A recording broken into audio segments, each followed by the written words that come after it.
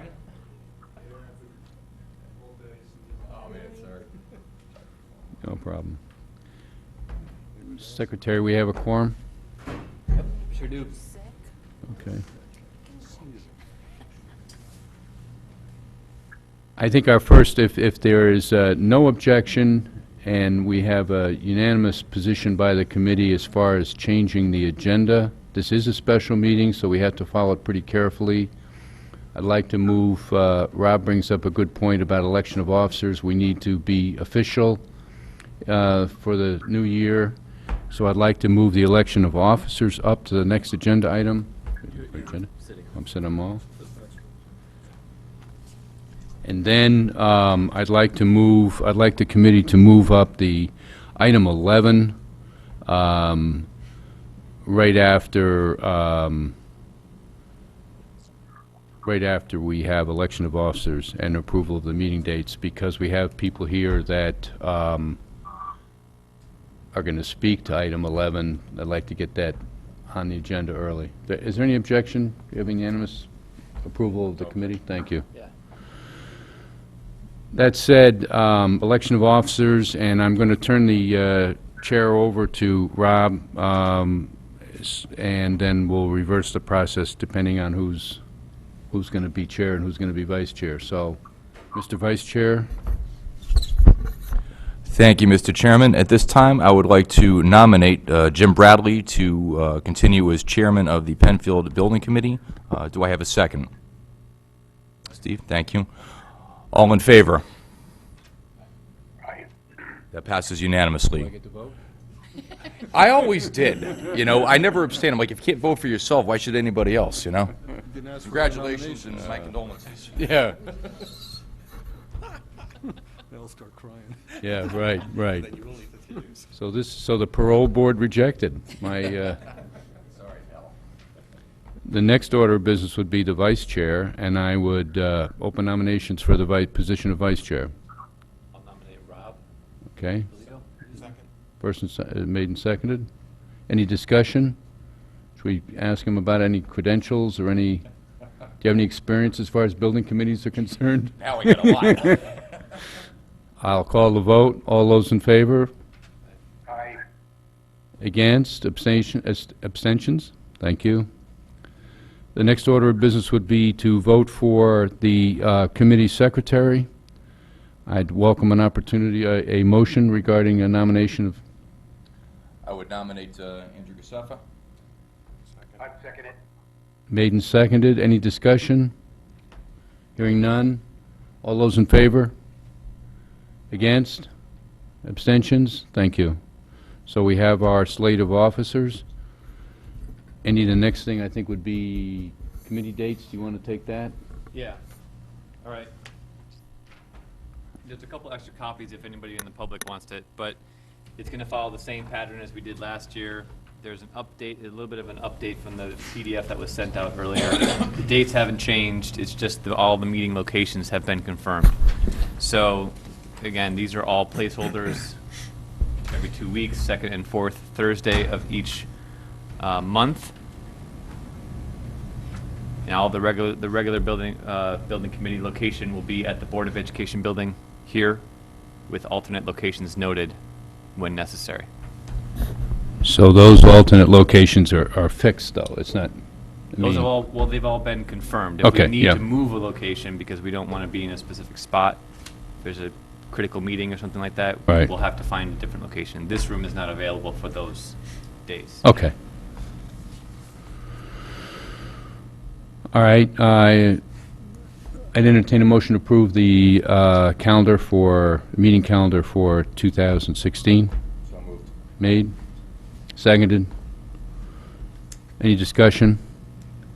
The idea is that since this project really is not going to have any more issues or problems, that we could drop some of these dates, but we're going to just keep them on the calendar, and then...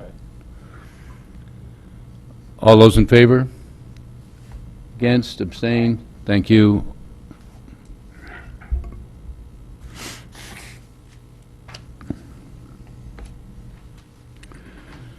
Now I'd like to move on the move up, if everybody's ready, who's here to speak to this issue about the final building elevation. That would be agenda item 11, which we will move forward since we had no objection and unanimous approval. And this is a review and update regarding FEMA and grant requirements. Joe Michelangelo is going to fill us in. Joe, if you're here, and anybody else that could, any supporting cast you have?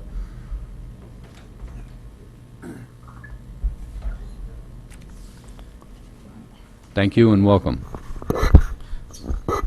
Thank you. And Joe Michelangelo, Director of Public Works. I'll give a quick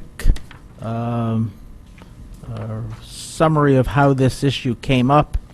As part of our community development block grant, and we probably have about 6 or 8 of them all over town that we're fortunate enough to receive for all different projects, including for Penfield Pavilion. So as part of the community development block grant process for this, there's a environmental review that has to be conducted.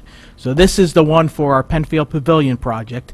It's not a trivial exercise, so for all of these, we hired Ty and Bond, a civil engineering environmental firm that we use for a number of projects, because we've never done this before. We're working with them on other projects. We had them take the lead on this. It was probably about a $7,000 effort to get these, so it's the cost of playing poker. We've gotten millions of dollars in grants, but to get that you have to comply with their requirements, and this is the sort of like the size and scope of the effort. So this was submitted as part of our Penfield grant process to secure our grant so we could get our money, which is the $500,000 outright and the $300,000, which is the 75-25 split. So this was submitted on December 8th, and in conjunction with that, Ty and Bond also was preparing a floodplain management certificate for our structure. I would say it was fully flushed out right about the new year when everybody came back from vacation, all bright-eyed and bushy-tailed.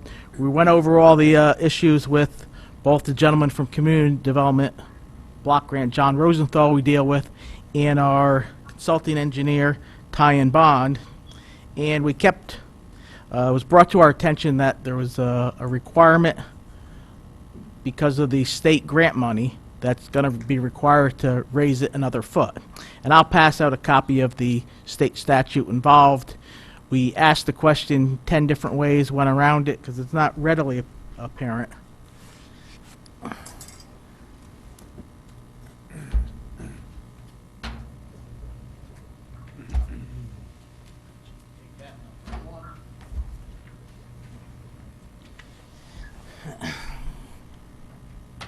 So I'll wait for you to all get it. But one of the reasons why I wanted to pass this out and see it, because, you know, probably like myself, when you see this, first of all, you might say it doesn't apply to us.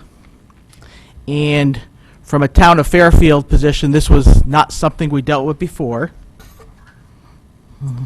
So there's a section on page, the first real page, where it gets into certification of state agencies. So it gets into a requirement that any state agency undertaking activities in the floodplain has to adhere to these standards. So one of the first things we said, well, we're not a state agency, we're the town of Fairfield. But because it's a pass-through, it's federal HUD money that goes through the Department of Housing. So Department of Housing is the applicant on this project because it's HUD money to DEEP. So that's sort of the hook why it gets involved in a state agency. We asked the question a number of times, and the answer was definitive that it's because it's a state agency, they're doing work, this section applies. And if you sort of go backwards on it, one of the reasons we were able to use the $500,000 as sort of like our money because it was non-federal money. So that when we were going through the financials, that was sort of like the good thing involved, that it wasn't other federal money, so it counted for our 25% share. So this state statute applies to us. If we turn a couple pages over, there's another highlighted section, which is It's under floodplain management standards 2568H-2. There's a highlighted at number 4 there where it gets into the specific criteria that if anything is in a coastal high hazard area, which because we're in a V zone, we are, we have to essentially provide 1 foot extra, a foot of freeboard, on top of the base flood elevation.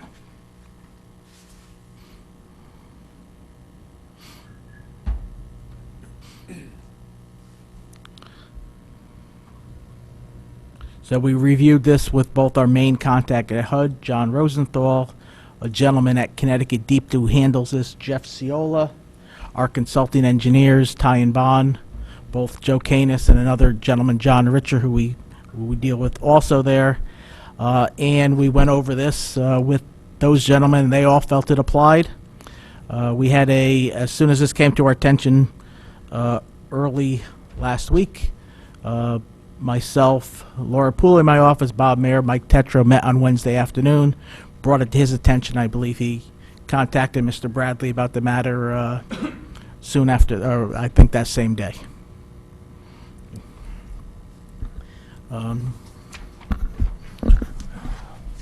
Was the town attorney consulted on this matter? I brought it I brought it to his attention, and me and Mr. Mayor had a meeting. We were having a general meeting, and this was one of the topics I brought up to his attention. Did the town attorney read the statute, give an interpretation of the statute, and issue an opinion letter about how the statute is being interpreted? No, he has not. I would be, from this committee's standpoint, very reluctant, with all due respect to the gentleman you named, relying upon statutory interpretation by those who are not in the business of such things. Perhaps we would need to go the extra step of having an environmental attorney issue an opinion letter, because this is a very specialized area of the law. But as I sit here right now, I'm very uncomfortable acting on this without having something in writing from our town attorney, that this is what he's supposed to do, quite frankly. Joe, our engineer has been involved. Who's engineer at the town of Fairfield's? Consulting engineer? Yes, Joe Canis from Ty and Bond is Welcome, Joe. the engineer on a number of projects for us. So we have a couple projects. We have a drainage outfall project on South Pine Creek. We have a dike hardening project along our wastewater treatment plant. So there are engineers for that for those projects, and they're familiar with the environmental review process. So that's why when we were doing this for 5 other projects, we decided to enlist them for the permitting work on this project also. So you could give us a perspective that had nothing to do with this project or the town of Fairfield, but more to do with this legislation, or are you familiar enough with it to explain a little bit to us as a kind of a independent third party? Sure. For the record, my name's Joseph Canis. I'm a licensed professional engineer in the state of Connecticut.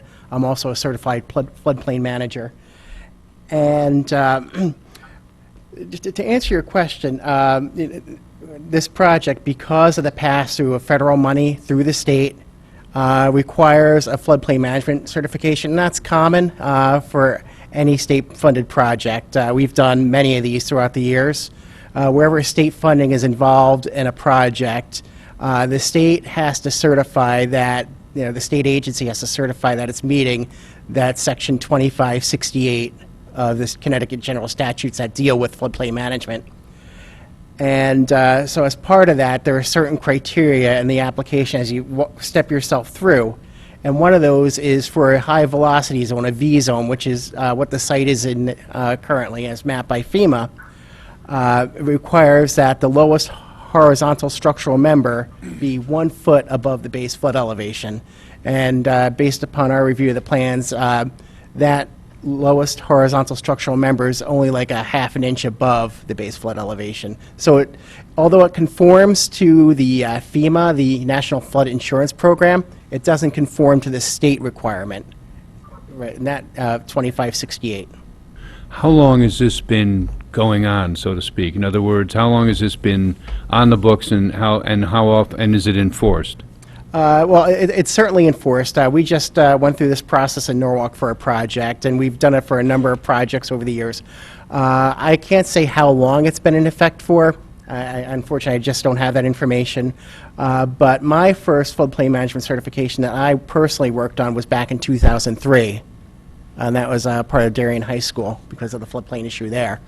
But it's basically, there are a number of triggers for it. Certainly, if you're in a floodplain, as you are with this particular site, that's what would trigger the floodplain management certification because of the state funding and you're in a floodplain. Well, Joe, if this is so common an issue, how come it didn't come up before? I would say it's common if there's a state agency involved. And, if you look at, Fairfield itself, we probably, even though we're a beach community, we probably only have we literally have a handful of properties that this applies to, and the V zone itself only applies to a few properties in itself. And the only reason this triggers in is because there's a state agency using it as a pass-through. So we get dragged into this through the $500,000 grant? Correct. If it was solely a town of Fairfield project, or even a private residence project that wasn't using state money, if you're using your own money, if you're using town money, if you're using federal money, this doesn't kick in. It kicks in if you're using state money, because the state is So it's considered an not coming applicant. in through the FEMA door, it's coming in through the state grant? Correct. It's community development block grant from federal HUD to state DOH to the town of Fairfield, and that path is the one that they're saying is state money, so this one applies. Yeah. Go ahead, we take some questions. Ron. So if what you're saying triggers this statute is the fact that it originates from HUD, am I hearing that correctly? No, well, Department of Housing. Department of Housing on the state level is the state agency that triggers this. All right, so you're saying that this originates from a state agency, not from the federal government? Well, it does originate from the Fed. It gets passed through the state agency, and that's the kicker. The state. Well, how then is it that if it's originating from the federal level and passing through, that federal law wouldn't apply or supersede state law? Well, it becomes state money. So even though it's coming from the Fed, they consider it state money for purposes of this statute? Correct. Because I can answer that. Thank you. Typically, with community development block grants, the state is the applicant, right? In this case, Department of Housing is the applicant. And so The State Department of Housing, or, the State Department of Housing, Okay. right? And the town is considered what's called a sub-applicant. okay. And because it's the state that's the applicant, they have the ability to apply state regulations. They can apply more stringent regulations. The NFIP, the National Flood Insurance Program, also gives them that ability. So what's the reason, if you know, why they would require an additional foot beyond what FEMA requires? I unfortunately don't have the background on that. Obviously, it is more conservative. I just don't know why they have applied that, but they have applied that consistently for other projects. And as a professional engineer myself, freeboard is not a bad thing. It's a margin of error. It's a contingency in case if you build it right to the limit, whether you're in Fairfield or Waterbury or California. One of the things you do face is there is debris that floats, there is ice dams, there is issues that come up. So some communities have a requirement that you need 1 foot of freeboard, both in Connecticut and across the nation. In different communities, it's all community specific. And Mr. Wendt could talk about some of the benefits of that, but it's not a requirement of the town of Fairfield. It's not a requirement of the the federal government in most cases, but in this case, the state has said whenever it's one of their projects, they're going to go the extra foot and require freeboard.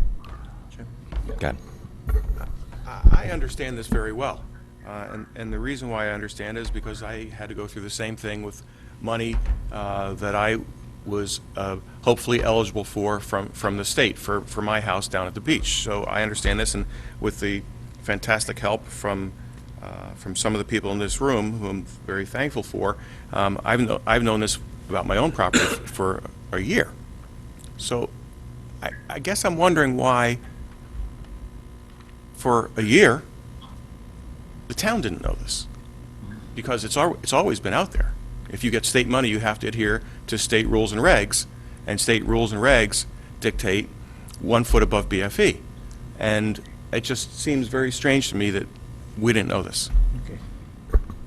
Well, one of the things that we did is the permit process didn't get started, or we had enough time to do the permit process, but we did not do it until we had a viable approved project. So I think the timing of that was right. As far as the people we're dealing with at Deep is not somebody who I've ever dealt with before. We did ask Connecticut Deep the question about freeboard, and there's nothing in the general regulation for this building, if we were doing a normal project, that triggers this. I never heard of, the first time I ever heard of this state ordinance here was on, January 4th. Never had to deal with it in my 32-year career, and I've never lived more than a mile from Long Island Sound. I've never encountered this in my public or professional career. But I just want to get a better handle on this. When the town is awarded money, whether it's a state grant, a federal grant, doesn't the town then ask, after, of course, saying thank you, doesn't the town ask, what do we have to do, what do we have to adhere to in order to qualify for this money? Yeah. Well, and one of the things we do, we have to go through this rigorous environmental review process, and which is this process here, and there are more requirements than just this, and we did meet all the different requirements.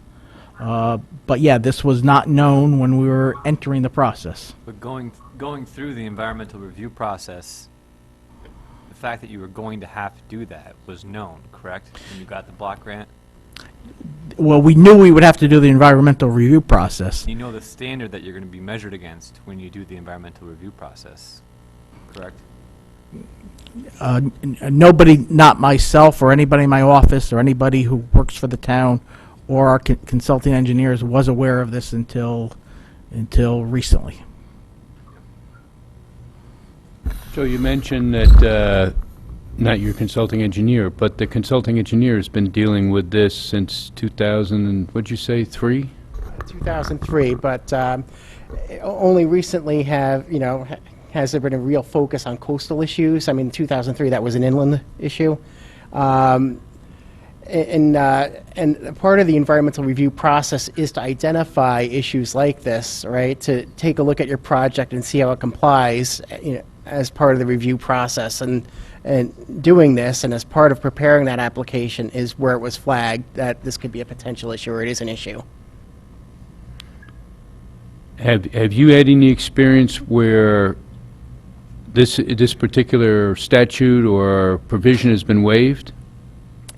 There is a process called a floodplain management exemption, and we went through it in Norwalk. The problem is Deep approved, it was very few of these, and in Norwalk, we filed for an exemption in November 2013. And there, it has to go through the review process and the end of the comment period. By the time we got the tentative determination and the comment period ended, it was 10 months.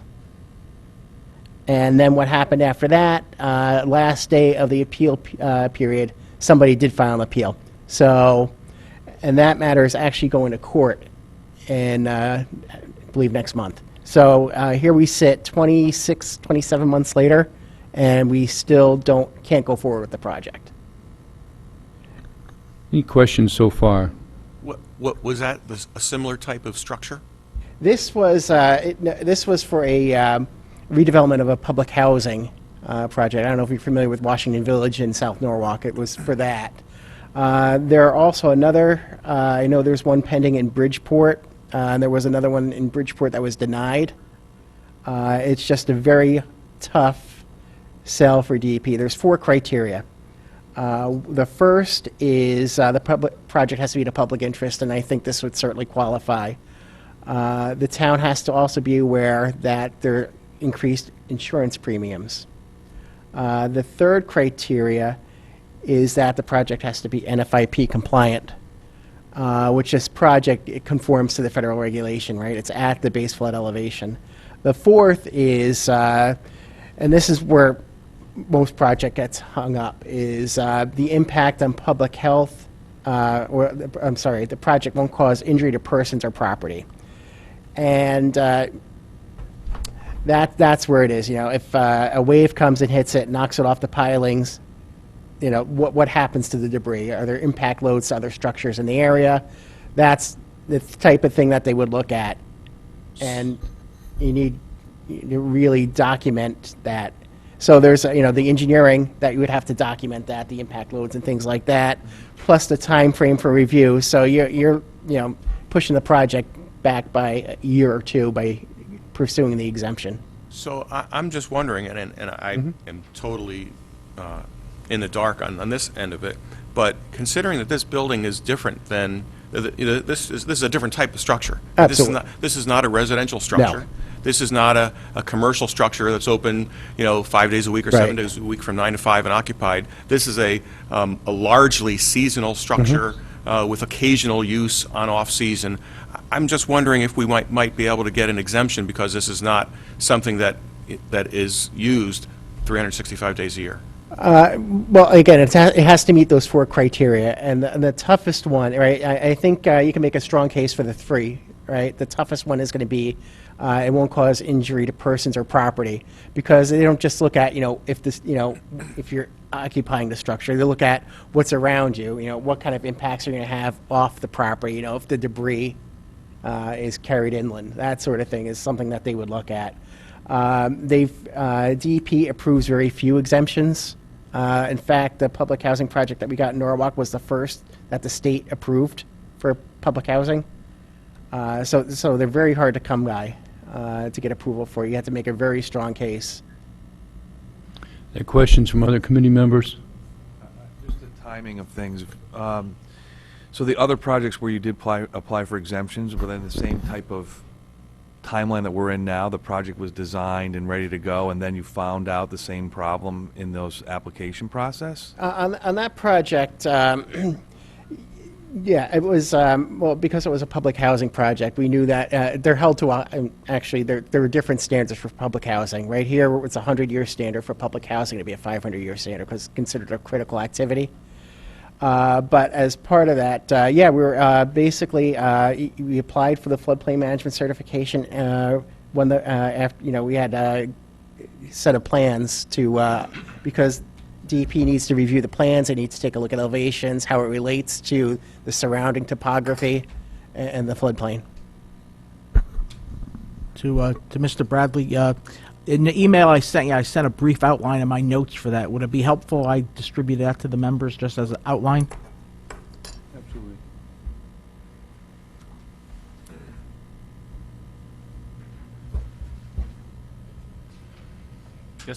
Just so we know what we're talking about with the exemption. Best case scenario from start to finish for the state granting the exemption, comment period, appeal period, everything. Best case scenario that it would be granted. What type of timeline are we talking about? I think best case scenario, again, I've only done one. That's how they happen infrequently. I would say you're probably looking at 8 months. Okay. And that's, you know, if everything goes Yeah. exactly No, I as just wanna know planned, the minimum which they standard never we're do. talking about when we start floating these options. So this document that was just handed out is nothing, it's a summary of what you just said?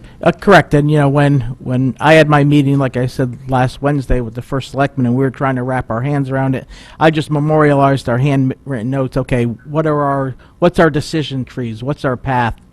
What can we do? And basically, those are the three options in front of us. Either we go for an exemption for this, we don't go for an exemption, and we elect to build it exactly how it is, and we forego the 500,000, or we comply and raise the building a foot, and then get into the ramifications from both the the design, construction professionals, and the budget impacts. Has losing this $500,000 grant been discussed internally with the town? Or is that a non-starter? Beyond the meeting with the first selectman and the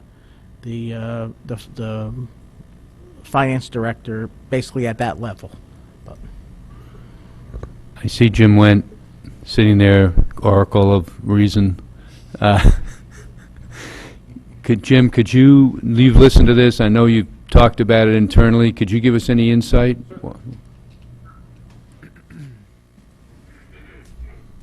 Thank you, Mr. Chairman. Jim Wendt, Assistant Planning Director for the town. I just want to step back for a second. Irregardless of the funding source here, there are some benefits. From a floodplain management perspective, higher is always better. You'd get a higher degree of protection for the building. The town carries flood insurance for this building, so at a higher elevation, you'd qualify for a lesser flood insurance premium. I don't know what the numbers are for that, but it's certain that there would be some savings in the long term for that. But from what I do on a daily basis in administering nowadays these FEMA grants, it's what we're preaching to our general public to do.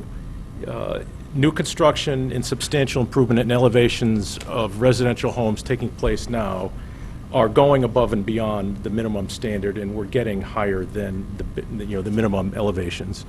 So it's a sign that there is some benefit for doing that, because private homeowners are choosing to do so. You also probably recall that from the time that the Penfield project was built and finished to Sandy, there was a change in the mapping. That's could again occur down the road, that they bump the base flood elevation up another foot. So another advantage of going an additional foot as it's reconfigured is that it protects you against a future map change or a regulation change that would require it. The building code has changed to require residential structures in a V zone to have the +1 foot. That doesn't yet apply to non-residential structures. So the building code today would allow you to build it at 13, but residential structures adjacent to it have to have that +1 foot, and it's likely that that code is going to change in the near future to require that for non-residential structures. So down the road, having that 1 foot, that +1 foot would protect you against an additional foot change either in the code or in the mapping, so that if we're here again because of some other casualty loss, hopefully not a flood, since at an elevated position it would be better protected, but a fire or other casualty, and you have a 50% damage, again, and it's not at that 1 foot higher elevation, you'd have to elevate it yet again, because it's likely at that point the code would require it. It doesn't require it today, snapshot view, but it's likely that it will in the future. And it's likely, I don't know how likely it is, I hope not in the near future, but the maps may change yet again down the road to require that additional foot. So you deal with the FEMA and floodplain requirements, flood zone requirements on a regular basis. Is there anything about this that is unusual or surprises you? Well, again, from a floodplain management perspective, I would always advocate to go as high as you can reasonably go. Again, easy for me to say sitting here. There's obviously cost factors involved in doing that, and there's other external issues that come to bear on that. But we are encouraging homeowners, if they're going through an elevation process or new construction, to go the extra foot or more if they can, if it's practical, because you're going to achieve a greater level of protection and you will ultimately get a much lower flood insurance rating for your premiums. And we're seeing that reflected in the marketplace residentially with real estate advertising now touting whether, if a home is FEMA compliant, it's now on the bottom of the listings in big bold letters, FEMA compliant. So there is some benefit to doing that outside of, obviously it's triggered in this case because of the funding source coming from the state. But regardless of that fact, I think there's benefit in going that extra. So if we didn't have a state grant, and a member of this committee came in to your office to vet out this particular building in the planning stage, would you have thrown the flag on it and said, by the way, beware that the regulations are changing, this building should really be built 1 foot higher? Well, I've been an advocate of going as high as you possibly can from the start. I understand the external factors involved in keeping it as low profile as you can. And you guys don't have an easy task in juggling all the factors that go involved with that. But I would be an advocate of going as high as you possibly can. So if we went in the next day and said, we'd like to know about the flood elevation and any FEMA issues, and we have a state grant, would you throw the flag then and say, by the way, watch out for state grants because you're going to get pulled into a mandatory increase in the height? Well, I don't know how to answer that. In defense of this committee and the staff, there are a tremendous variety of funding programs out there, some which trigger the +1 foot, some do not.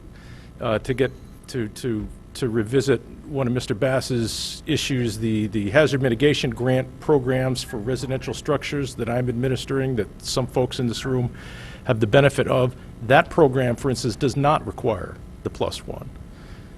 Some folks that have that grant that are applying for a state loan program that the state rolled out recently called Shore Up CT that allows them to help finance that if they don't have the upfront money to do it. That program triggers the +1 foot requirement. It's even higher than that. It's a 500-year flood zone +1, even higher yet than what we're talking about here. The HUD CBDG grants, there's about a half a dozen or so that are, if folks qualify at a certain income level, they get that grant to help elevate. That grant requires the +1 foot.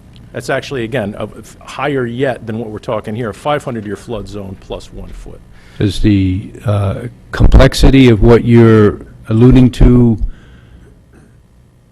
play into the Vice Chair's comments about having a legal opinion of this? Is there enough, are there any variables in this or any issues regarding interpretation that might be found in favor of the town or the committee?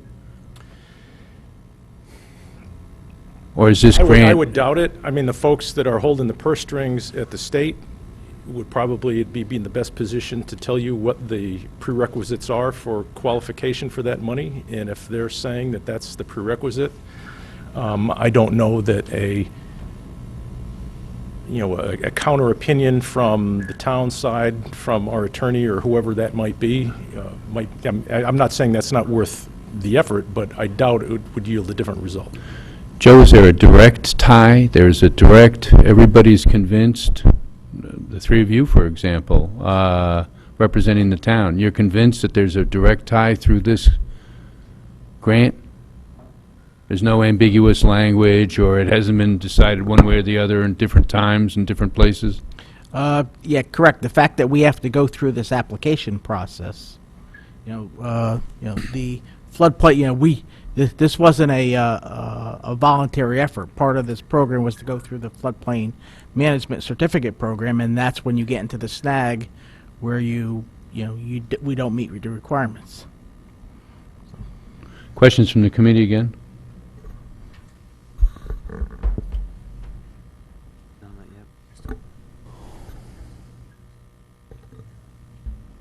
So we're faced with a late change that came up as you began to fill out the paperwork for this state grant? Correct. So the state flood management certificate to Connecticut DEP was the road block, which is part of the environmental review process for the grant. So it's raise the building, file for an exempt, the options are raise the building, file for an exemption, yeah. Correct. Yes, question. Can we ask Mr. Mayor if he has an opinion on this? Of these three options? Bob Mayor, the question was, does this impact your finance? Well, obviously, it would in fact impact your financing package, but if you were to bail out of the block grant, is that a significant impact? I know it's a significant impact, but how does that work with with the town and the finances of the town? Is that something we just can't do? I think they need you up here.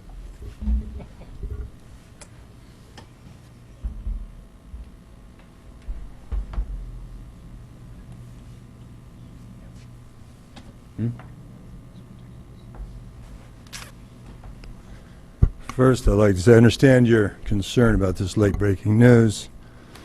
When Joe came into my office, my first response was, how come our engineers and architects didn't know?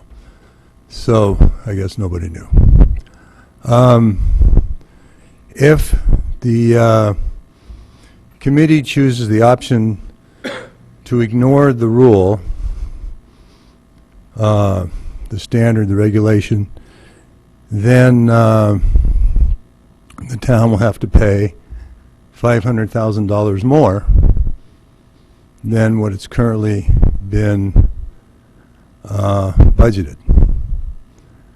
And now you do have $765,000 or $785,000 in contingency. But if the town went over the 7,447 amount, or the building effort went over the 7,447 amount, the building committee would be required to go back to the town bodies for extra funding, additional funding, excuse me. If the town chooses to build a foot higher, then you have, I have no idea what it costs. I don't know if anybody brought estimates tonight as to what that expense would be. But then there comes the question, would FEMA reimburse for that, or would they not? If FEMA would not reimburse for it, then the extra cost would be the amount of the extra expense. If FEMA would reimburse for it, then it would only be 25% of the the additional cost. Based upon my conversations with both the state representatives and with FEMA, excuse me, not with FEMA, with our FEMA consultant, they both believe that FEMA would reimburse for this additional, for the additional funds required to put on the extra foot. In fact, when you read the FEMA regs, there's actually some encouragement in there to go that extra that extra foot.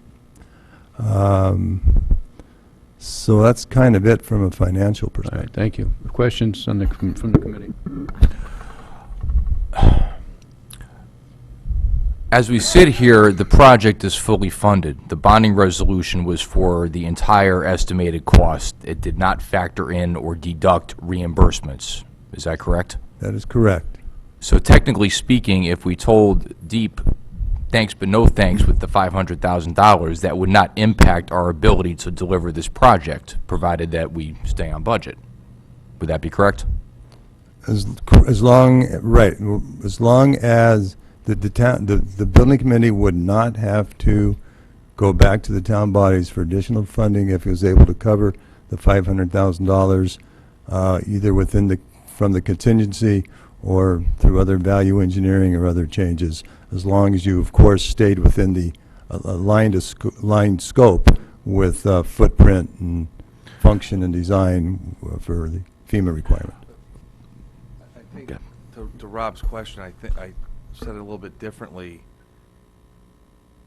If we stay within the 7,447, so $7.4 million, we're good. I think it's about what the net outlay is for the town out of that, is Right. really what the discussion is. Right. We're not adding to the 7,447 if we don't do this. The net Yeah, outlay. yeah, well, you're assuming that the 7,447 would be spent, which theoretically, the committee brought before the town. Right, It requires 7,447 to do this. right. Now admittedly, there's, as I said, I think it's like 785 or 775 contingency in there, okay? Now, and now this, there would be an additional, if there's additional cost, excuse me, if you don't do this, then the There's no town additional- does not get the money back. Yeah, we understand that Yeah, part. Yeah, you're talking sources of Additional funds. debt. Right. Sources. Getting So more it's sources, expensive for the right. town. So the town, so it'd be an additional 500,000 to the town, but there'd also be the additional cost of, okay, you wouldn't be doing it. I think I kind of mixed up in there, I apologize. Yeah. Yeah, got it. We would short the town, so to speak. Right, Right. right. Thank you. If we don't raise it the additional foot, aside from the funding source, if we don't raise it the additional foot, does that impact us at all in terms of what we're getting from FEMA? Because technically, we're FEMA compliant where we stand right now without raising it the additional foot.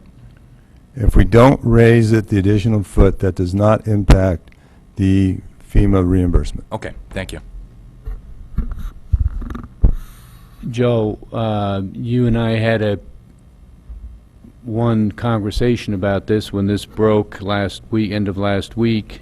Do I remember you saying that you were concerned about a FEMA impact? Yes, and we did look into that. FEMA has they are floating around a regulation that's similar. It's the exact same. It's almost exactly the same verbiage as this one here, and I'll distribute it too. But after, so that scared us at first. But after digging into that, it's not in effect yet. It's a final draft regulation, and ours is a public assistance grant, and that is for a different type of FEMA assistance. So we talked to, read the regulations, talked to our consultant, talked to our contact at Connecticut Demis, Dana Conover, and as Mr. Mayor said, our FEMA public assistance money from this project is not under those same requirements.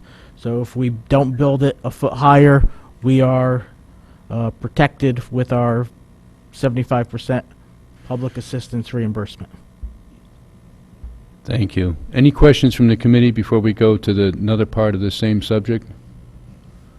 That said, if you four don't mind, it might be a good idea if you heard from both the engineering and construction side as to what we're facing as a committee.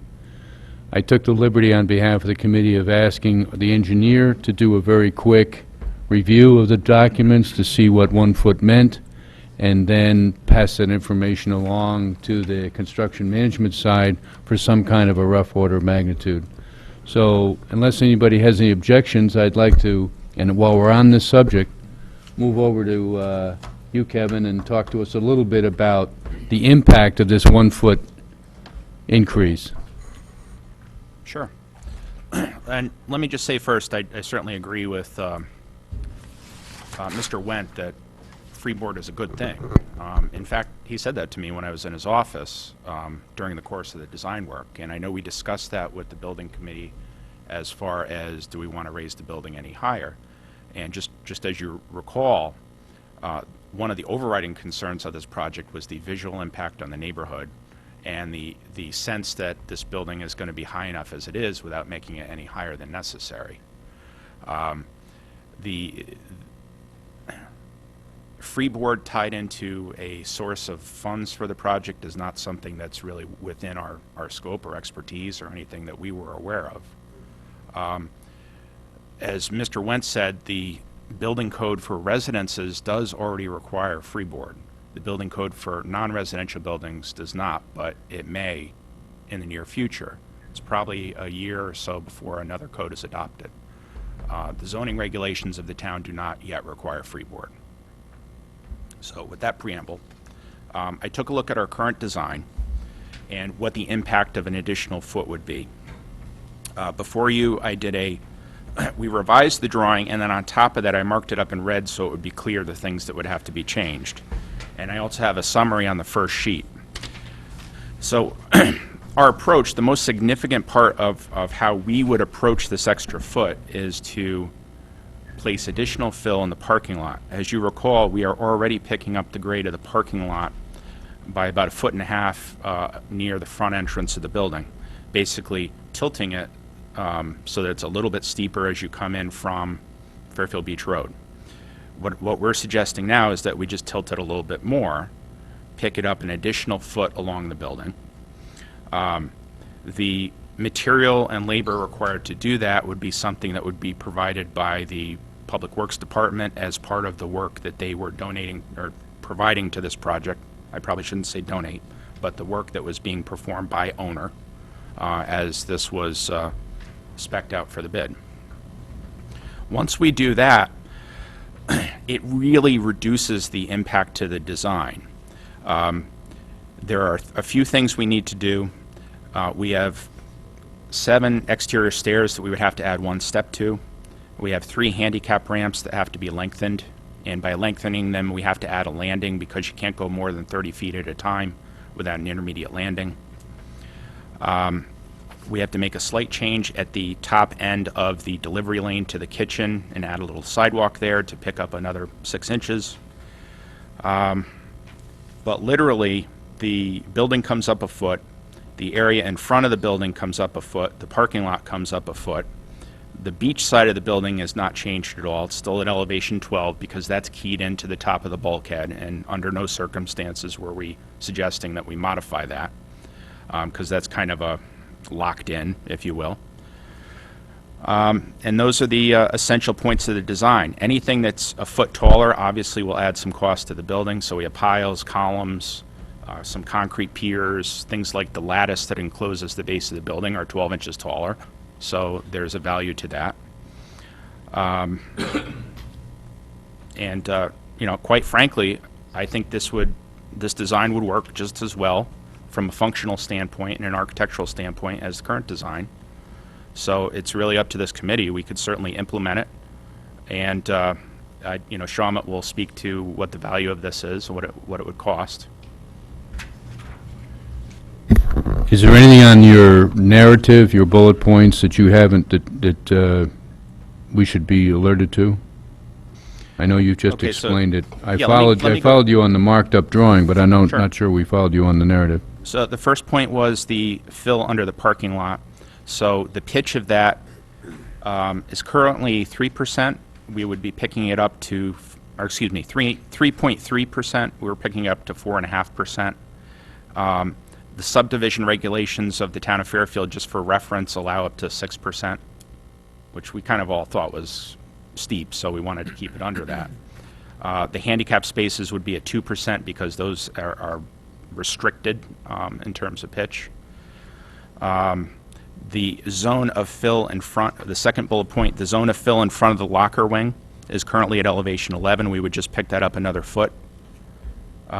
And the fill that's between the retaining walls in the front of the building, in front of the west wing, where all the asphalt ramps are, would be picked up as well. Third bullet point is that little entry area to the kitchen where we have that driving lane next to the generator. That's a fairly modest change to add a little piece of sidewalk. Fourth bullet point, the piles become 12 inches taller. Fifth bullet point, we had an area where we had to drop the grade beams because the finished grade was lower in front of the building. Now that the grade is coming up, we can actually level everything off. I don't know if we'll get much of a credit for that, but it certainly will make the concrete work simpler. The concrete piers and steel columns under the west wing are taller. That's bullet point 6. Bullet point 7, the steps, as I mentioned, 7 sets of stairs would become taller by one riser. Bullet point 8, we have 3 handicap ramps, which is every handicap ramp except the one in front of the building, would have to be lengthened. And then the bullet point under that is the impact of that is we have to put foundations under those handicap ramps. So I did a quick tally of needing 8 more piles, 5 more piers, and 76 linear feet of grade beam. The bullet point under that, the guard shack is impacted because we just can't carve the grade contours around it anymore because of the increased pitch of the parking lot, because we would start to be burying it with asphalt up against the sides of it. So that does have to be picked up or replaced. It's not a very high value building, so I'm hopeful we can get around that without a tremendous expense. The lattice under the building, as I said, is taller. Anything that's coming up from grade up to the building is taller, such as conduits, pipes. Again, you wouldn't think that would be a huge cost, but it is something. And then any metal objects like catch basin lids, frames, shut-off curb boxes for gas, water, etc. in the parking lot will be a little bit higher. And then that one footnote I have at the bottom there is that if you recall, there was a handicap ramp we discussed eliminating as a cost savings measure, which is the one closest to the concession stand. It is now part of the project again because all the alternates were accepted. Correct. We could go back and eliminate it again if the committee felt they wanted to be as cost conscious as possible and try to wash out some of the extras with some savings. Okay, before I turn it over for questions from the committee, anything else from your side? No, that's it. And if it's something that we're authorized to do, we'll get it on it immediately and, try to have the drawings changed within a couple of weeks. Questions from the committee? The one thing that jumps out at me that concerns me a little bit is the change in pitch for the parking lot. Is that going to have any impact on rainwater runoff into the neighborhood? Because you're talking about a steeper pitch. No, because it's already pitched, and it already is going to run that way. The fact that it's a little bit steeper doesn't mean any more water or less water is going to run there. What about velocity? I don't think so because, again, remember we have 2 rain gardens between the parking lot and the street, so that increase in pitch is, even if it was a velocity issue, which I really don't feel there would be, it would be slowed down by entering that rain garden and then overflowing into the catch basins. Any other questions? With all due respect, I don't give much hope for the rain gardens. I mean, they're going to fill up. I mean, the parking lot filled up last weekend just from a normal rain. So, I know we have to have them, and I think it's a good thing that we have them, but I don't think you can rely on them.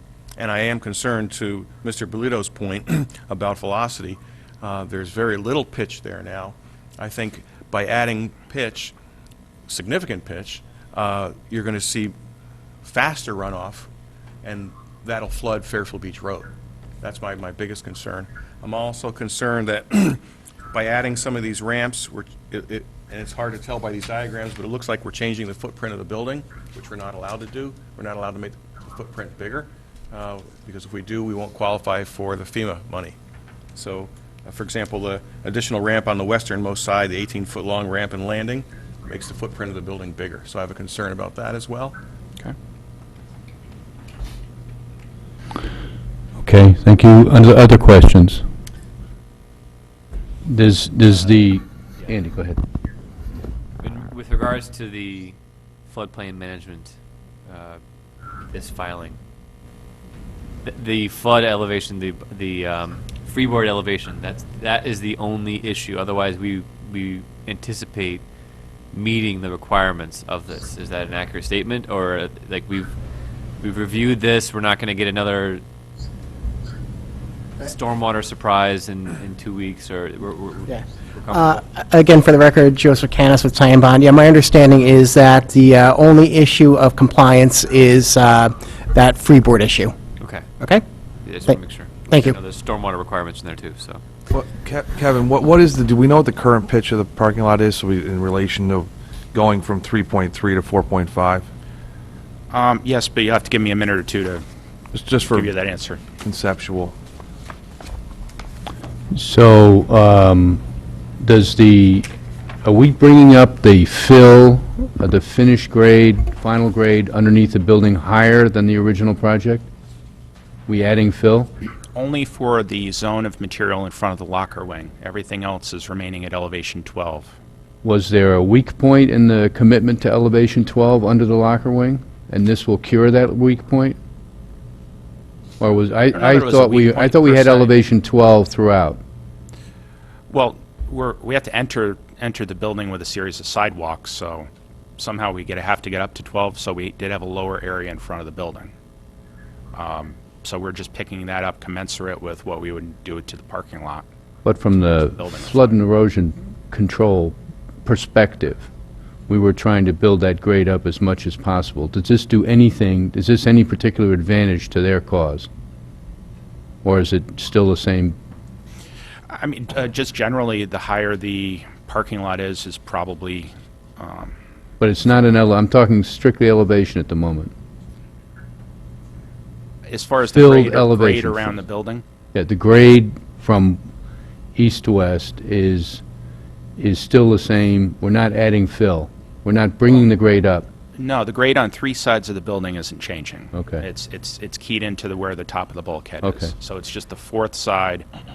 For half of it, we're bringing it up to 12, and the other half, it's going from, an average of 9 to 10 up to an average of 10 to 11, I would say.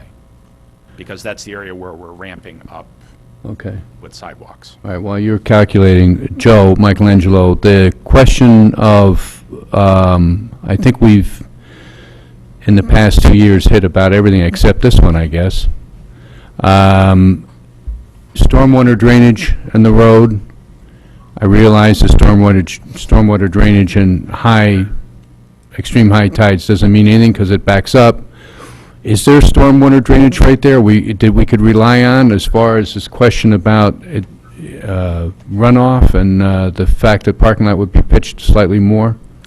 Well, all the stormwater from the whole beach neighborhood only has 2 outlets.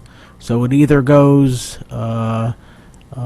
west towards Reef Road and through Pine Creek, or it goes east towards the marina and out the marina. So that's our only 2 drainage outlets out of the whole beach area down there. And this area is almost like at a drainage divide, so it's pretty much one of those roads, it's 50-50 which way it goes, and you Well, have capability. where I'm going is this proposed change in the parking lot exacerbating runoff in any way?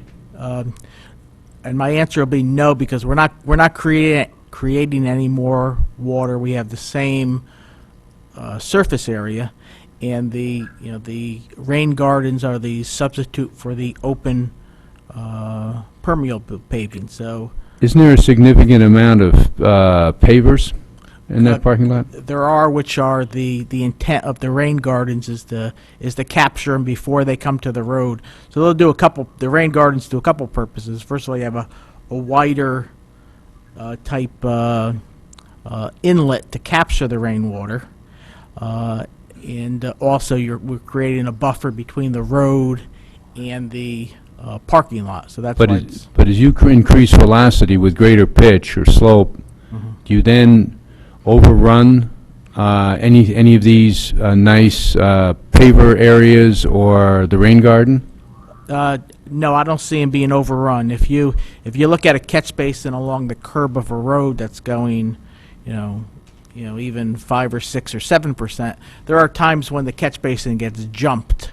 But once again, that's a gutter flow. But in this case like this, the parking lot is going to be... So the way I'm thinking about it is that it rains hard, and the first line of defense are the pavers and the gaps between the pavers. There's an assumption that the water is going to be absorbed somehow? No, Some great miracle? The pavers are not part of this design. The pavers are replaced by the rain garden, correct? That's correct. The final package, GMP, does not have the pavers being reinstalled. Excuse me. Yeah. That was a bone of contention that was brought up several times, and the determination was they were staying. Right. I don't think there's any doubt about that. Okay. Let's just say they're staying, because we have enough on the table at the moment. So the original assumptions and negotiations about who was doing what, where the pavers would be pulled up and then it'd be replaced. Okay, so let's just say we're there, the pavers are back. So the first line of defense is the pavers, the second line of defense is the rain gardens, and the third line of defense is the stormwater drainage system? Correct. So if the rain gardens overflow or overtop, it goes into the stormwater system?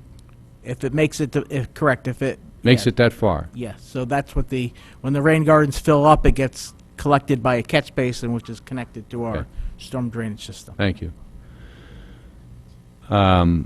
You are ready to reply and? Yes, as to Steve's question, the existing parking lot has a pitch of 2.5%. The current bid drawings have the pitch at 3.3 or 3.33%. And then under this raising the building scenario, it would be 4.5%. Thank you. Thank you. Questions? With the elevated pitch and with keeping the pavers, does that create a safety hazard for people walking on them, particularly if you're at an event and ladies in high heels, guys in high heels, I don't know, but, you know, that was always kind of a safety concern about the pavers. Does having that elevated pitch make that worse? I think the pavers are a safety concern no matter what pitch they have. And I don't think whether it's 3 or 4.5%, they're going to be any less safe or any more safe. Okay. Questions from the committee? All right, thank you. Next phase of this, it would be what you've seen so far as cost impact to the project.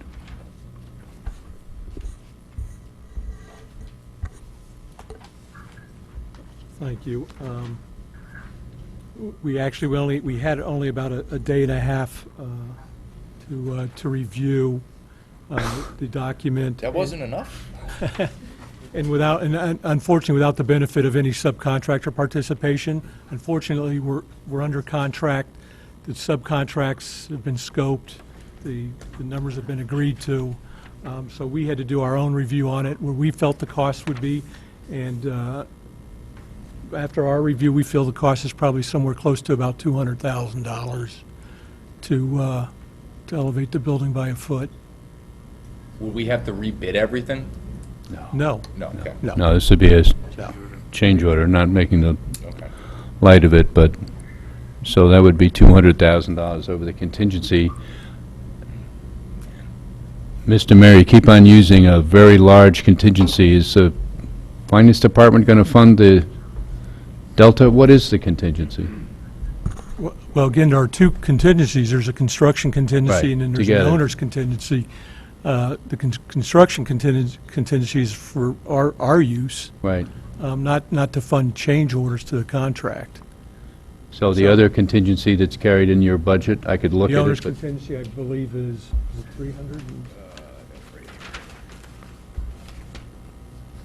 329, 481.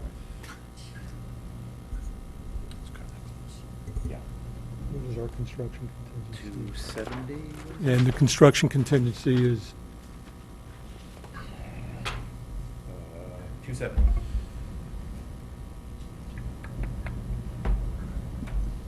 that does not sound right compared to where we were when we went back for the additional funding. That's the GMP contingency, 270, right. that we approved. Yep. I don't know about the owner. And the owner's soft The owner's cost? con-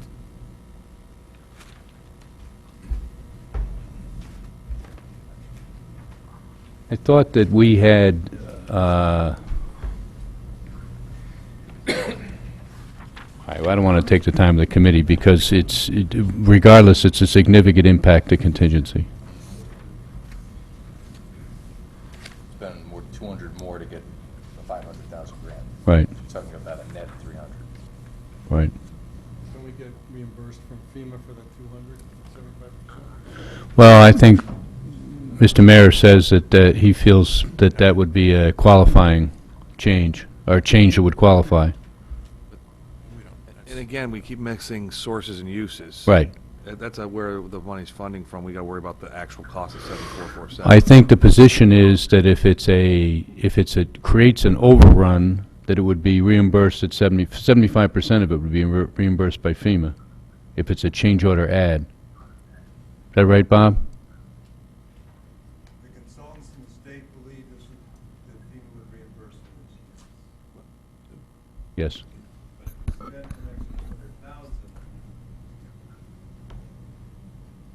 even though it's reimbursable, if that 200,000 wasn't covered the contingencies, that's what I was trying to explain earlier, then we have to go back to the town body and do the extra. Yeah, Mr. Mayor, you just said exactly what I was going to say, which is that it's the issue of staying within the bonded amount. Reimbursement's a whole different bailiwick. What I'm concerned about is that we spend this additional 200,000 or 250, whatever it is, that eats a large part of our contingency. And if there's any other unforeseen issues, we're looking at going back for more funding, and that's just not a place we want to be.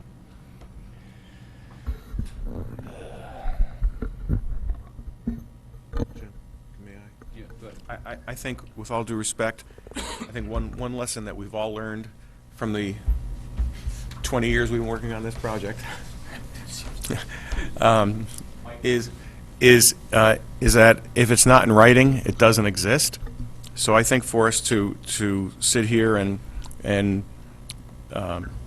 place a heavy weight on the possibility of FEMA reimbursement for this additional amount would be a mistake. I think if we had it in writing from FEMA, that would be one thing.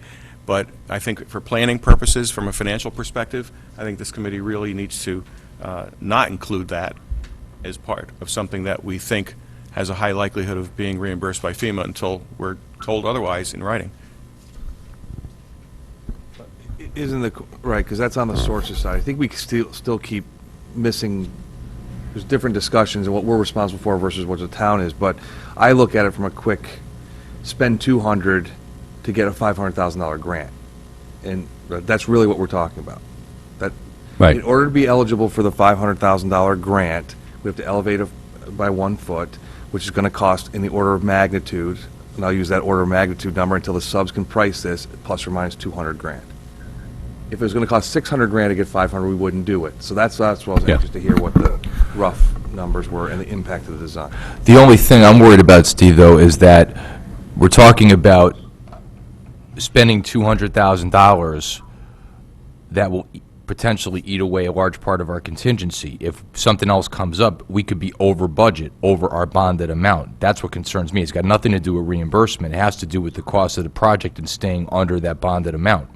I think this severely impacts our ability to do that potentially. I don't disagree. I mean, it's 2/3 of the contingency.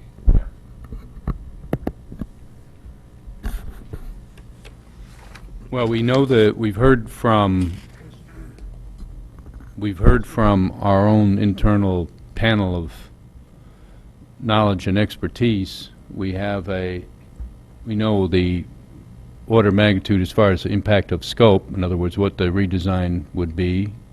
And we know that we have a cost range which is somewhere hovering around $200,000. This is a special meeting. We can't vote on this, which is convenient. The question is, does this issue come anywhere near the threshold of delaying or slowing up or stopping the project over the next 2 weeks, when we will revisit this again, hopefully with some more information? So I'd be interested in hearing any committee opinions or comments from the committee. Yes. I always go first because I'm sitting next to you. I say we move forward because this doesn't impact moving the building. It doesn't impact some of the initial work that needs to be done. I will say that I would not, in any circumstance, vote for doing this additional foot without having, at the very least, a written opinion letter from our council interpreting the statute or something in writing from the state DEP stating that we would not qualify for the grant absent going the additional foot. trust and respect all the gentlemen who have spoken here tonight, but unless I have it from the source, I'm just really not ready to make a decision on it. And frankly, even with that information, based on what we've heard, my concern about exceeding the bonded amount and needing to go back to the town bodies for more money would kind of lead me into the decision of not doing the additional foot, even if that means forfeiting the grant. We have a fully funded project, and I think that's the bottom line. Yes, both of you. I have a question. Didn't the RTM approve this grant? They accepted the grant, correct? So how can we kill it? Wouldn't it have to go back to the RTM to make a decision as to whether... How can you accept the grant if one of the fundamental requirements of it has not been met? That doesn't make any sense. And when I say they accepted, that's the initial step that the town takes on every and all grants. So that's almost like the start of the process. I don't know if they have to. You know. Well, has there ever been a grant accepted by the RTM which has been later revoked or rebuked by a building committee or some other body, and the grant didn't come in? I don't know that we can do that. So rejection of the grant, the impact on the fact that it's been accepted. I'm wondering if we can, I don't know how, I think we should talk to, Shawmut and DeStefano and Chamberlain to figure out if we are going down this and hone in and get some proposed change order numbers and what timing would take and what impact, Right. what's critical path here to hurting the project. Right. To understand truly what these, if we're going to sign change order, if we're going to sign change orders for this work, I'd like to know a little bit better than, and know, I understand a day and a half, what the subs are going to tell us. Is it 200 grand? Is it 300 grand? Is it 85? There's a big, Right. Right. to really do our due diligence, and I'm wondering what the committee can do in that vein relative to what, Well, the committee about can... impact of the project. We yeah. can't answer that, I don't think. This is a special meeting. We are not going to take action on this, so the really question, and next steps are appropriate, because otherwise we'll be sitting here 2 weeks from now with the same amount of information, which we don't want. You have subcontractors, accepted subcontractors you're now beginning to do business with. How long a period would it take to develop a preliminary cost on this from those sources? If, I think Kevin stated that he could have documents to us in 2 weeks' time. Well, I guess what I would need to know is, earlier this week, for the benefit of everybody, I did it like a quick red mark set of what would be changed. Is that enough for you guys to go to subs? You need actually revised drawings? Yes. Okay. So then I would need a couple weeks. And then we probably would need roughly 2 weeks just to gather the pricing. When is your drop dead date for this change in the field? It would be somewhere around when you were driving piles, or? Yeah, but I mean, within the time frame, if we could get, 2 weeks and 2 weeks from us, we don't mobilize on site until February 29th. Right. So, I mean, we have time now right. to get that information back to the committee for their action. No. We can proceed without jeopardizing the schedule and get the information and get the verifications required before the committee, and also feedback to the administration that can they afford the $500,000 grant, put the $500,000 grant at risk. There are several things. There's about 8 items that I think between us and the secretary, we will recast and send to the committee and go out in 4 or 5 different directions here, and then regather. We're not going to get anywhere else tonight, and we don't have the authority to. Thank you, Joe, Jim, our engineer from Ty and Bond, for on this. We're going to be talking more about it, obviously. And it's also brought up a couple of other issues regarding the pavers and the contingency. So I don't think we don't have to go through that tonight. Are there any other questions before we close this agenda item out from members of the committee? concerns? Sorry, one last comment. If we can for Shawmut, I would really like to know a drop dead date before it impact, whether a go, no-go on this change. Well, that's what I was Not looking just for. February 29th. I mean, I'm February- wondering what, if you, late, not today, but as part of this comeback, depending on what next steps are, is it March 15th, is it April 1st? I mean, Sure, I mean, yeah, we can take a look at that. I mean, we probably have more time than the February 29th date. right. Thank you. Well, your first, yeah, you're going to have Because we're gonna be shop doing the drawings for demolition, steel yeah. is going to be your first choke point, right? Piles In piles, right. and moving, yes. But 1 foot, I'll say this as the next pile driver, 1 foot on the piles is lower than marginal. So whether they're being ordered or whether they're being driven. Right. So be Agreed. careful when I you mean- come back with, with your pile We've driver. lost our leverage, but we understand, exactly. Those piles are already going to come on the job site 1 foot longer. So let's, because if a little music's going to be played there, we're going to ask them to come in with you. Right. Okay, that said, I'm going to close this agenda item out, sorry, with the committee. Thank you.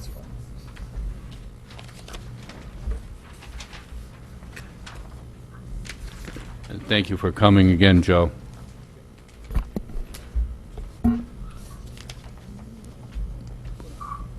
One of the things we can either consider tonight or postpone was a discussion regarding putting together, speaking of change orders, a budget management and change order subcommittee. In other words, we did discuss the possibility of appointing a 3 or 4 person change order committee to review change orders in the absence of the committee.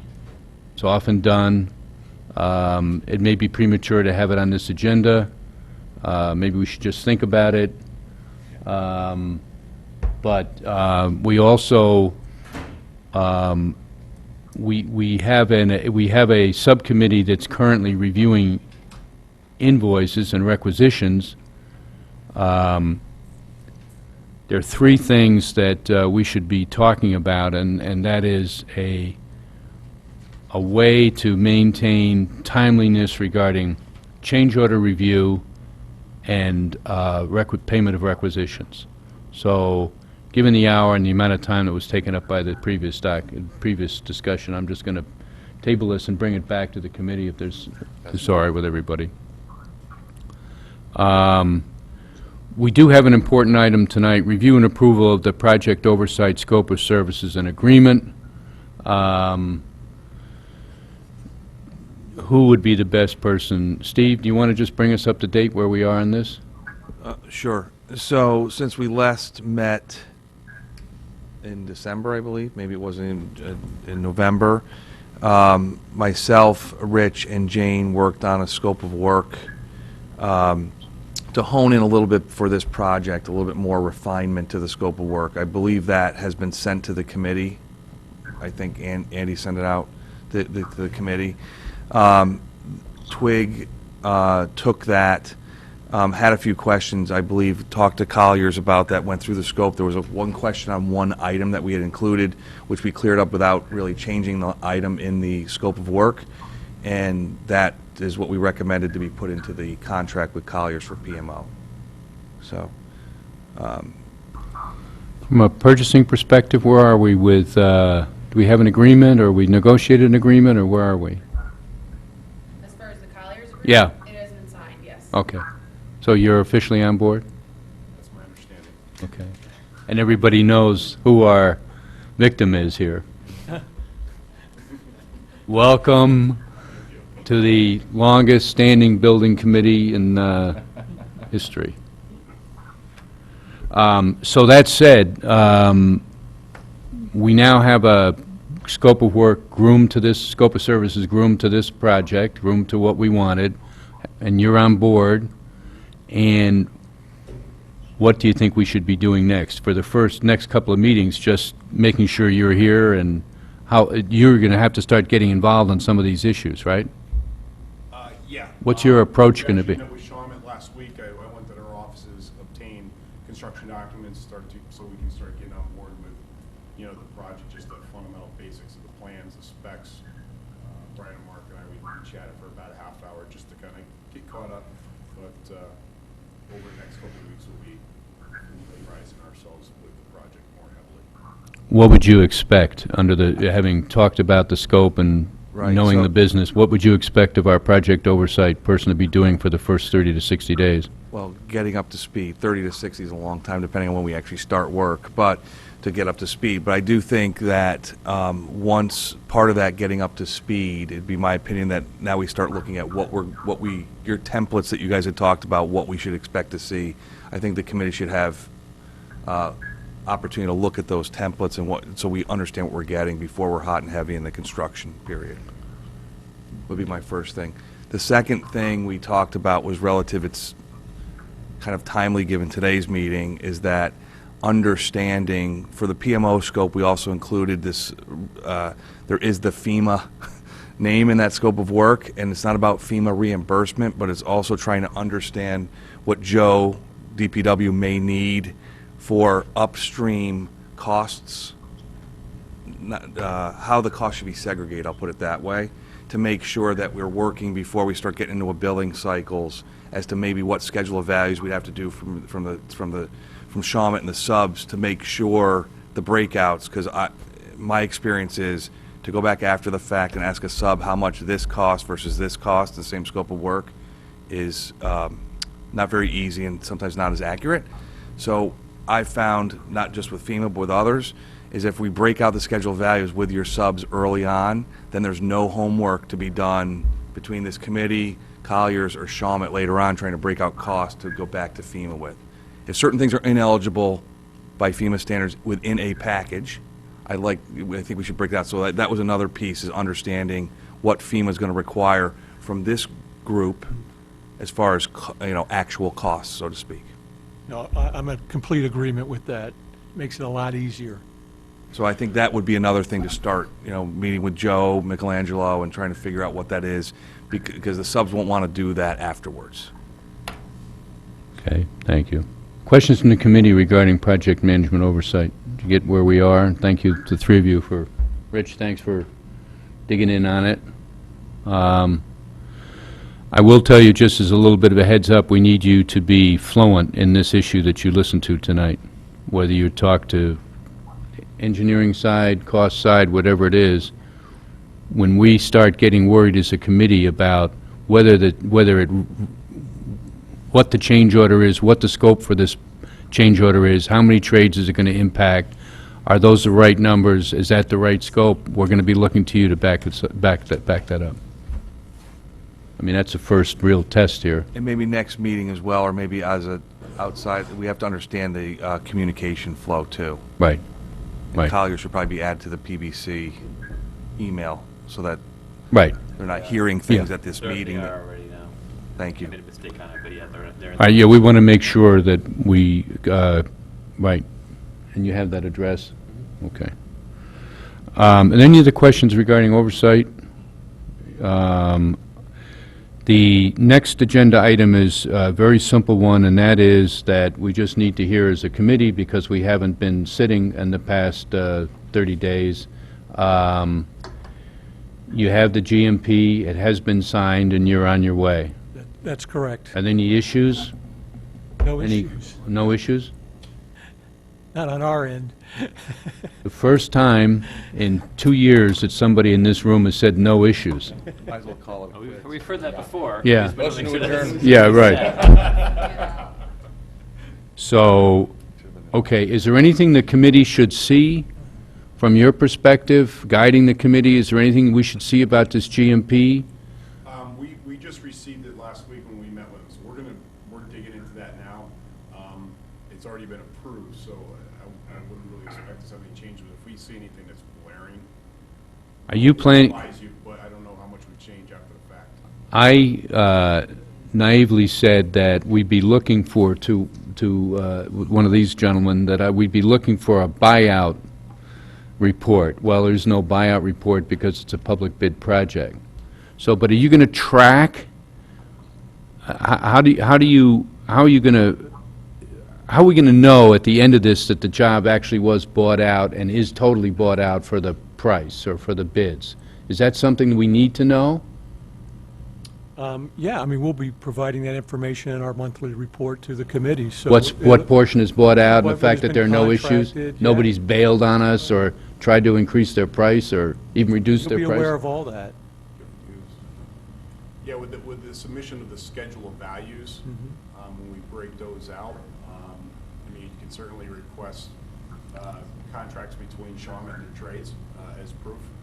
Payment performance bonds is another indicator that they are in contract. Insurances. I'm not sure if they're certified payroll, it'll be applicable to Yes. the limit. So there's a lot of factors that will, that play into the file, but once certainly when they start submitting requisitions for mobilization materials, that's a strong indicator that, they're well underway, so. All right.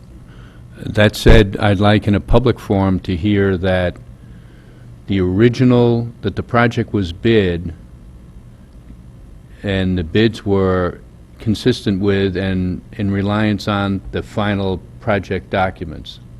And I'm saying that because we went through a period of 3 or 4 months here where we had things that were in and out and so forth. We ended up bidding a public project and going for additional funding based on the final, no addendums, the final construction documents. Is that a fair statement? So there's only been one version of the construction documents. We didn't issue new drawings with addendum or anything. We identified a series of things as alternates, and then those were picked out and included in the GMP. But there's only been one set of documents. Okay. Are you planning on issuing an addendum with the alternates in there? If it helps these guys, we could do what they call a conforming set that Right. just takes all that language out, and if there's something that wasn't selected, we erase it off the drawings and I think it'd be things of worth that it. nature. I think it'd be worth it, don't you? Wouldn't it make your life easier? Well, should we wait to see what the outcome is of the 1 Yeah. foot elevation Yeah. raise before we Probably. change any Yeah, drawings? but- So, So, and whatever's in the GMP that says, this is in, this is in, is in, that keys into how it's worded on the drawings. right. We want to bring that back up, the conforming set. I think it'd be I good. would think so. I mean, but yeah, Steve had a good point. Yeah, after you. Yeah, you need afterwards. This major Right. change resolved, but I think I just- it's Right. part of due diligence. I think it'd be good. You saw a agenda item here about the first 90 days. You want to just, you submitted that to us, what you planning to do? Yeah, okay, good. Thanks. Yeah, that's the 90-day look-ahead schedule that I have passed out to everybody. It's kind of planning forward. It's got all the dates on what we needed to do to get the project going on time. That key date of 1/18/16 for the subcontractor release period is crucial for the house movers. I actually had a conversation with him today, and I said, I know why you're calling me, because you got to get your engineer drawings working so he can get the building moved on time. So he was going to be the first person that I was going to send a contract to so that those drawings can get worked on, and he'll be able to move the building on time. All right, so this gives us an idea of, takes us up through 3/21. Correct. The building move is when? The building move is beginning of June. Okay, there's a schedule. Elevate, I'm sorry. Elevate, all right. Move and structure reinforced building. April. Move pavilion starting on 4/15. April 15th. Okay, is there any engineering oversight regarding moving the raising and moving it? Is there anybody that makes sure that it doesn't fall down after it's been raised up? He's got to provide us with all those drawings stamped by a professional engineer. And that's the kind of thing we're going to be looking for on this project. In other words, that kind of eyes and ears as far as safety is concerned. Yeah, certainly, with the shop drawing process, as I said, they buy that effort from the subs typically. It's a very specialized effort. I'm sure it's been talked about plenty of times already. So the subs engineer will sign and seal it. I'm sure that, I haven't had a chance to dig into the specifications, but typically in that type of a specialty type of spec, there's some type of oversight by the engineer as well in the field. That's where And I we was also going. have our engineers, design engineer there as well, and we'll be there as probably third or fourth set of eyes More looking at the general safety in the peripherals, not so much the specifics underneath, because that's their expertise. We really don't want to get involved with their expertise, because you start playing designer, you get in a dangerous position. Let them do their job, we'll do our job, and I think there's plenty of oversight for that. No, I agree with you. They have to be left entirely with their means and methods. We don't want to. They have periodic reviews. I believe it's once a month, safety reviews for the structure, and then they have to come back after any weather event. Where's the building permit in this process? The building permit's almost signed off by all departments. I just have sewer to get, and I can't get sewer until we disconnect the sewer lateral. So what I'm going to do is apply for a demolition permit from the building department so we can get started. Then our site contractor is going to go on site and disconnect the sewer. Then I can go to the sewer department, get sewer sign off, and then I can get final building sign off. Is this mobilization date and the first activities here consistent with the schedule you've provided to us all along? Yes. You don't feel that you're wasting any time in here? In other words, this is about as fast as you want to run it, or are you thinking about weather, or what's influencing this? Just paperwork? Yeah, all the formalities of getting the subs on board, getting them ready to get mobilized, getting, engineered shop drawings for moving the building going. I mean, that's a month and a half lead time on those drawings. Questions from the committee on the 90-day look ahead? Steve, I see you doing some comparative analysis there. No, I'm just looking at the I'm just trying to look at the schedule, that's all. No, it's Okay. fine. But the demo permit, the building department's okay with everything? We're not going to have a demo permit delay? I'd talk to them, and they're fine. They're ready. I mean, we have sign-off from the fire marshal, from engineering, everybody except for sewer and final building. But sewer won't sign off until we disconnect the sewer lateral. Yeah. I'm going to table, Demo and foundation permit, yeah.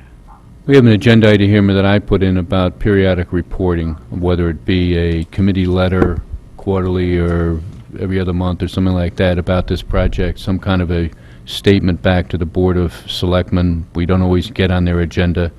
I'm going to table it, but I'd like the committee in the interim to think about what form of communication we want to project report, whether it's a one-pager or whatever, just status, whether they like it or not, we're going to tell them.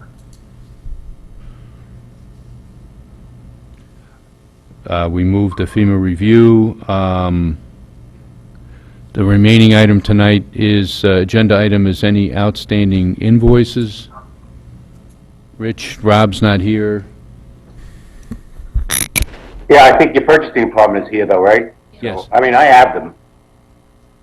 We're set with them and you have them, but what, do you have any, is there anything for us tonight from you? I do, yeah. Okay. Sure, come on up. Let's, And I have them as well, and I've reviewed them as well. okay. So these are current invoices that have been reviewed by the committee, subcommittee, and you're just going to present what you've got there for us, and what are they? Yes, sir. We have 3 invoices tonight. One from DeStefano and Chamberlain, and 2 from Shawmut. The first invoice from DeStefano and Chamberlain for A&E construction phase services in the amount of $600.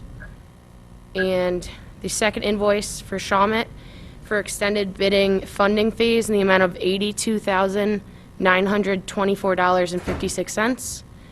And the third invoice for Make Safe Work, it's invoice number 3B in the amount of $1,018.62.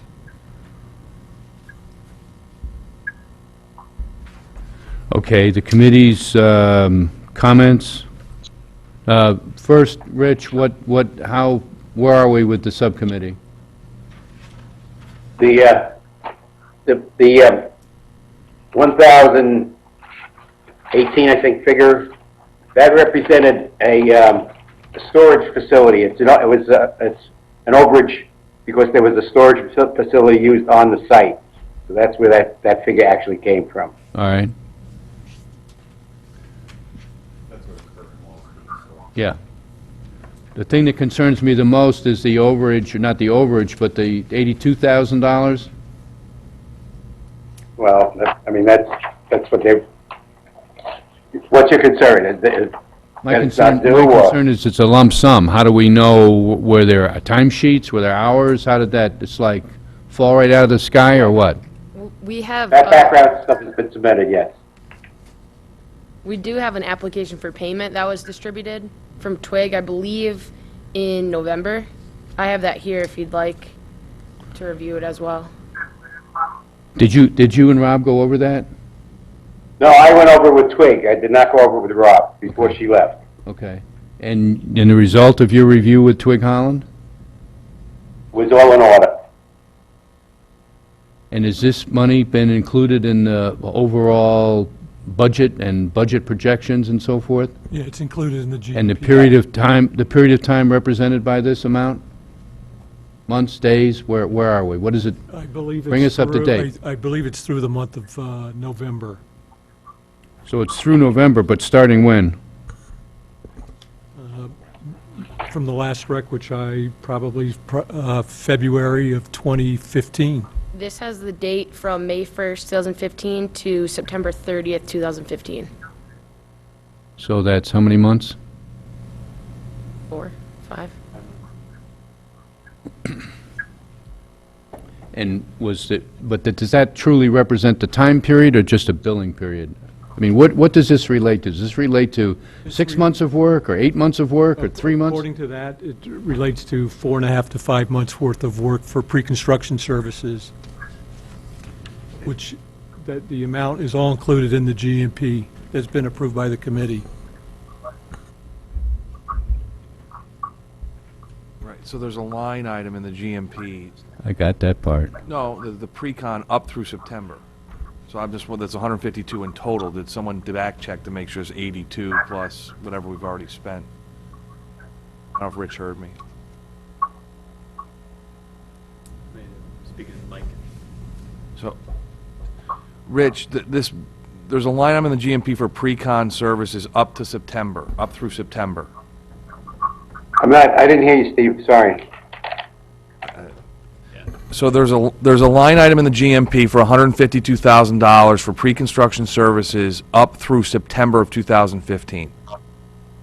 I believe, yes. Right, and this is $82,000, Of that? which, coupled with everything, it's from February 2015 to September 2015. So this 82, plus whatever has been billed, does it equal or less than the $152,000? Do we know? Go ahead. I believe it's I can't less.